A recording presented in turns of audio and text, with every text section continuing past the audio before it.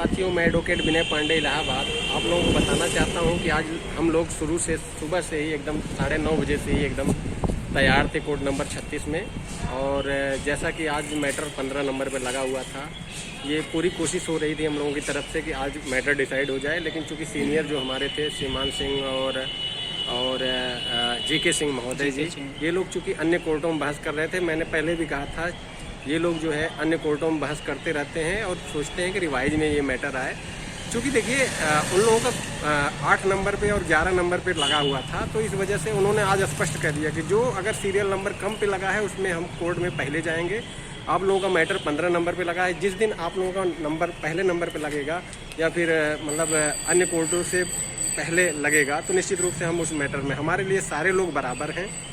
अब आप इसमें बुरा मानिए चाहे अच्छा मानिए, सही भी बात है, क्योंकि उनके लिए सारे क्लाइंट बराबर हैं। यदि किसी कोर्ट में उनका 8वें नंबर पे आता है, 7वें नंबर पे आता है और हमारा 20 नंबर पे है या 15 नंबर पे है, तो निश्चित रूप से भाई देखिए, अब चूँकि उसमें पहले उनको बहस करना है, तो यहाँ आने में और वहाँ बहस होने लगी, तो निश्चित रूप से इसको रिवाइज में ही वो आ पाएंगे। ये है कि अगली डेट पे हम लोगों का मैटर और भी कम नंबर पे आएगा, क्योंकि अगली बार 20 नंबर पे था, इस बार 15 पे है, तो अगली बार संभावना है कि 10 या 10 के नीचे आएगा। तो निश्चित रूप से अन्य कोर्टों से उनके मैटर में अगर पहले आएगा तो हमारी कोर्ट में वो बहस करेंगे। और अगर आज चाहा गया होता तो देखिए, जूनियर वकील तो बहुत से थे, हम लोग भी थे, इसके बाद अनुराग त्रिपाठी जी थे, इरशाद अली थे, सारे लोग थे।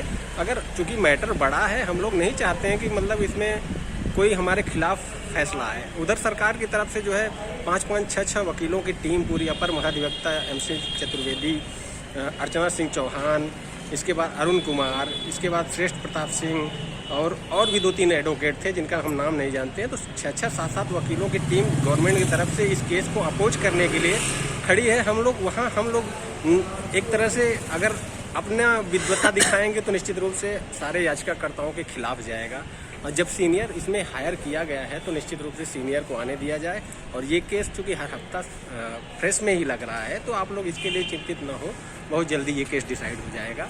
और हर हफ्ता लग रहा है, अगली डेट पे निश्चित रूप से जो है हम लोग अगर पहले नंबर पे आता है अन्य कोर्टों से, ये देखेंगे जो है, तो इन लोगों को शुरू में ही हम लोग बुला लिया जाएगा सीनियरों को, क्योंकि जो है अब इसमें अब उनके ऊपर हम लोग ज़बरदस्ती दबाव नहीं बना सकते। हालांकि हमारा और शिवम भाई का आज सीनियरों से थोड़ा हार्ड टॉक भी हुआ थोड़ा सा, लेकिन जो है चूँकि देखिए उनकी भी बात उन्होंने स्पष्ट कह दिया कि अगर आपका मैटर पहले आएगा सीरियल नंबर पे अन्य कोर्टों की अपेक्षा, तो हम पहले बहस करेंगे। हमारे लिए सारे क्लाइंट बराबर हैं।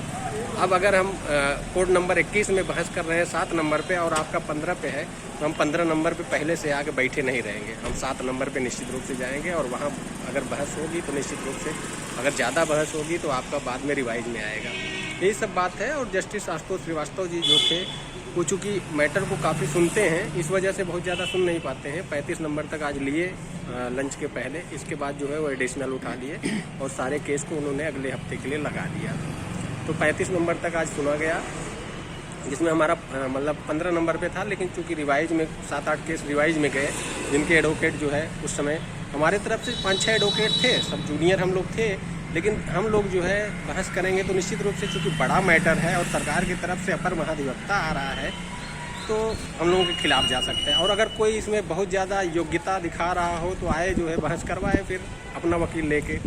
हम लोग नहीं चाहते हैं कि हमारे खिलाफ जाए, क्योंकि इसमें सबकी नौकरी है और ये केस बहुत मजबूत है। हम चाहते हैं कि हम ये केस जीतें और इस छुट्टियों के पहले निश्चित रूप से हम लोग हर हाल में डिसाइड करा लेंगे, इतना तय है। लखनऊ में देखिए कुछ लोग ज़्यादा योग्यता दिखाने लगे, जिसके कारण से हम लोगों को वहाँ सुनवाई रोकनी पड़ी, अन्यथा दोनों जगह से हम लोग मतलब सुनवाई करवाते। फिलहाल आगे की बात जो है शिवम पांडे भाई रखेंगे। आज मन थोड़ा खिन्नता है, लेकिन ये है कि सीनियरों से थोड़ा सा हम लोग दबाव डाले, तो वो लोग भी स्पष्ट बोल दिए कि देखिए अगर आपका मैटर पहले आएगा तो निश्चित रूप से हम पहले सुनेंगे, यदि आपका मैटर किसी अन्य कोर्ट की अपेक्षा बाद में आएगा तो हम उसमें नहीं जा पाएंगे। हमारे लिए सारे याचिकाकर्ता बराबर हैं। साथियों नमस्कार, मैं एडवोकेट शिवम पांडे, लखनऊ बेंच, अयोध्या धाम। आपको जैसा कि पहले ही पता था कि कल सुबह 7 ही बजे मैं पहुंच गया था और कल सुबह पूरी प्लीडिंग पूरी कराने के बाद सभी अपोजिट पार्टियों को एक एक कॉपी इशू कराई गई और सबको रिसीव कराया गया। बहस के लिए पूरी तैयारी कर ली गई। उसके बाद शाम को सीमान सर के साथ जीके सिंह की ब्रीफ पूरी ब्रीफ पूरी की गई और रात में 10 बजे आप लोगों को मैसेज किया गया। आज सुबह पुनः सबको रिमाइंडर लगा दिया गया था और सीमान सर ने कहा भी था कि चूँकि मेरा एक मामला 5 नंबर पे लगा है और कोर्ट नंबर 21 में फिक्स पीरियड पे लगा है 11 बजे, तो अगर वो पहले नहीं आता है तो मैं आप पे रहूँगा। और बिल्कुल एकदम स्पष्टता उन्होंने कहा था कि मैं 100% EWS केस में आऊँगा, लेकिन बस मेरा कोर्ट नंबर 21 में और एक मामला जो कोर्ट नंबर 34 में 5 नंबर पे लगा था ये डिसाइड हो जाएंगे, या ये उसके पहले नहीं आएंगे तो मैं ज़रूर आऊँगा। और जब कोर्ट नंबर 36 में Ashutosh Srivastava ji file number 9 serial number 9 को सुन रहे थे तो सीमान सर आए और आके 10-15 मिनट के लिए बैठे और मैंने पूछा भी कि सीनियर कहाँ हैं, तो बोले कि कोर्ट नंबर 37 में बैठे हुए हैं। सीनियर कभी भी पहले आके सीट पे नहीं बैठते हैं, इसलिए आप लोग धैर्य रखिए। लेकिन सीरियल नंबर 9 लगभग 15 से 20 मिनट चला, उसी बीच उनके जूनियर का फ़ोन आ गया और कोर्ट नंबर 21 में जीके सिंह और सीमान सिंह दोनों का बहस होने के नाते वो वहाँ चले गए। लेकिन जब सीरियल नंबर 15 कोर्ट नंबर 36 में आया तो वो वहाँ पे बहस कर रहे थे। और कोई भी वकील हो उसके लिए प्रत्येक केस इम्पॉर्टेंट है, इसलिए उन्होंने पहले वहाँ जो भी बहस उनकी हो रही थी, हम वहाँ नहीं वो अवेलेबल थे, उन्होंने उस पर पूरा टाइम दिया और उसको करने के बाद जब यहाँ आए तो यहाँ सीरियल नंबर 20 चलने लगा था। तो मेरी हॉक टॉक भी हो गया और जबकि सीनियर जीके सिंह के सामने ही मैंने सीमान सर से बहुत रोस्ट में आके कहा कि आप नहीं चाहते कि मेरा मुकदमा फाइनल हो, तब उन्होंने स्पष्ट कह दिया कि जो मामला पहले आएगा, आपका ही नहीं पूरे प्रदेश में कोई भी अभ्यर्थी कोई भी क्लाइंट मेरे पास आता है वो पहले लेकर उसका मामला अगर पहले आता है तो पहले मैं वो केस देखूंगा, उसके बाद फिर जो दूसरा मामला आएगा उसको देखूंगा। इस तरह से नहीं करता हूं मैं कि किसी एक केस को रोक दूं और किसी एक केस के लिए बराबर जान फूंक दूं, क्योंकि आपका मामला मैंने तैयार किया है और 3 साल से मैं प्रतीक्षा कर रहा हूं बहस के लिए, तो आप चाहते हैं कि तुरंत आपका वो डिसाइड हो जाए।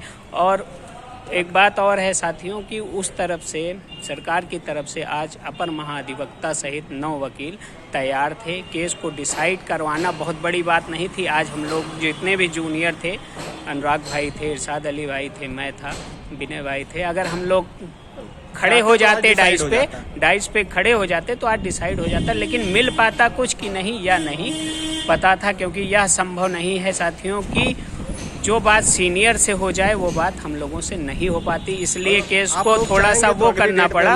और केस फ्रेश है, बिल्कुल फ्रेश है।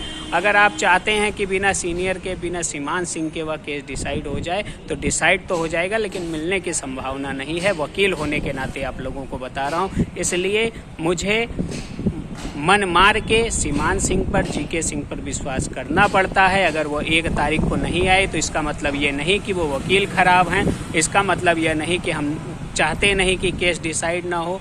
आप लोग तरह तरह की बात करें, उसका मेरे ऊपर कोई प्रभाव नहीं पड़ता है। यदि मेरी नौकरी के अलावा आप जो बहुत ही गंदी लैंग्वेज से बात करता है और अपनी अशिष्टता को दिखाता है, उसकी नौकरी की बात होती तो मैं केस कब का फाइनल करवा लेता, बिना सीनियर के और बिना सीमान सर के। सीमान सर का रहना मेरी नौकरी के लिए और साथ साथ सभी स्नेहिल साथियों की नौकरी के लिए अत्यंत आवश्यक है कि सीमान सर उस पर आके बहस करें, जीके सिंह को लेकर आएँ और किसी भी वकील के बहस करने पर यह मामला तूल नहीं पकड़ेगा, क्योंकि सरकार के खिलाफ बहुत बड़ा डिसीजन देने के लिए आशुतोष श्रीवास्तव जी को बहुत बड़ा कलेजा करना पड़ेगा। इसके लिए सीमान सर के साथ जीके सिंह सर का रहना बहुत ही आवश्यक है, नितांत आवश्यक है। अगर आप चाहेंगे तो अगली डेट पे हम, चूँकि प्लीडिंग पूरी हो गई है, हम एक एप्लीकेशन लगा देते हैं, डिस्पोज एप्लीकेशन लगा देंगे तो मामला सुरक्षित हो जाएगा। लेकिन तब आपको हमको मिलने की संभावना बनती है कि नहीं, यह संशय में हो जाएगा। इसलिए जिस तरह से हमारे सीनियर कह रहे हैं मैं कर रहा हूँ, मुझे करने दीजिए। अगर आपको नौकरी चाहिए तो सब्र रखिए, नौकरी के अलावा कुछ नहीं चाहिए मुझे। मैं साफ सुथरा बता देता हूँ कि 2020 के बाद किसी भी अभ्यर्थी से 1 रुपये नहीं लिया। और लखनऊ में आपने देखा है कि लोग अंतिम डेट तक सीनियर जूनियर प्लीडिंग इसके नाम पे हर एक तरह से पैसा लेते रहे हैं। पैसा महत्वपूर्ण नहीं है, महत्वपूर्ण भविष्य है। यदि भविष्य चौपट हो जाता है तो हमारा और आपका दोबारा कहीं भी कोई वैकेंसी आती है तो क्या संभावना बनती है या नहीं, अपने हृदय पे हाथ रख के आप देख लीजिए। क्या आने वाली वैकेंसी में मेरी और आपकी संभावना बहुत प्रगाढ़ है? बहुत प्रगाढ़ हो तो आप इस केस को छोड़कर अपनी तैयारी शुरू कर दीजिए। और अगर 1% का भी EWS से नौकरी पाने की इच्छा हो तो अनर्गल ना बोलकर इंतज़ार कीजिए। लखनऊ में बराबर लिस्टिंग के बाद केस बराबर हर सप्ताह आ रहा था। अगर वहाँ पे एक याचिकाकर्ता द्वारा याचिका डालकर मेंटेबिलिटी पर प्रश्न न उठाया गया होता तो लखनऊ में अब तक शायद डिसाइड हो गया होता। उसी आर्डर को लेके आज अरुण कुमार जी यहाँ कोर्ट में खड़े हुए थे कि 2023 और 22 में जो याचिकाएं पड़ी हैं उसकी मेंटेबिलिटी पे आज मैं प्रश्न उठाऊंगा। तब हमने इरशाद अली जी को मना कर दिया कि अब बिना सीमान सर के यह बात नहीं सुलझेगी। बहुत ही गूढ़ रहस्य वाली कुछ बातें हैं जिसको सोशल मीडिया पे नहीं शेयर कर सकता हूं, क्योंकि आपका वीडियो आपके विरोधी भी देखते हैं।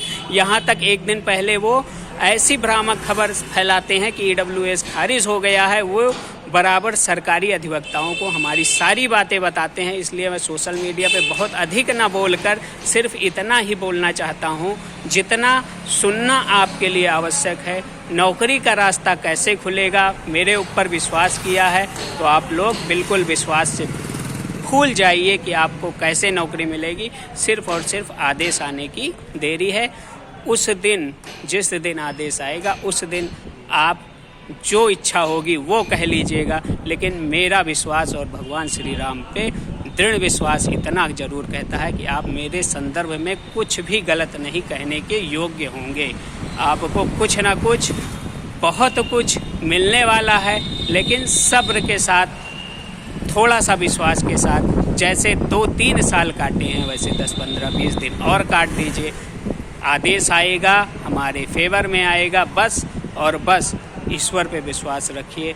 और अगर कोर्ट में कोई भी ऐसी चीज़ें हो रही हैं जो तुरंत आदेश आने के लिए प्रेरित ना हो रही हों, तुरंत आदेश आने के लिए वो स्थायित्व ना हो या तुरंत आदेश आने के लिए वह बातें सुचारू रूप से सुदृढ़ या दृढ़ ना हो या सुयोग्य ना हो, तो उसके लिए आप गलत कमेंट ना कीजिए। मेरा आपसे विनम्र निवेदन है कि सिर्फ और सिर्फ आप लोग ईश्वर पर विश्वास रखिए। EWS केस मैं जीत रहा था, जीत रहा हूं और जीतूंगा भी। उसके लिए अगर आपको लगता है कि शिवम पांडे पैरवी ही नहीं कर पाते हैं तो आप जो है स्वयं पैरवी के लिए अगली डेट पर मेरे साथ आइए। मैं आपको हाई कोर्ट के अंदर ले जाऊंगा। तब वहां की क्रियाविधि और अनेक क्रियाओं को और अनेक गतिविधियों को देखते हुए आपको अनुभव हो जाएगा कि किस तरह से केस को अपनी तरफ आकर्षित करने के लिए कौन सी रणनीति बनाई है और क्या क्या किया जा रहा है। केस को डिसाइड कराना बहुत बड़ी बात नहीं है, केस से प्राप्त करना ही बड़ी बात है। उस बड़ी बात को भगवान श्री राम की प्रेरणा से मैं माध्यम के रूप से कर रहा हूँ।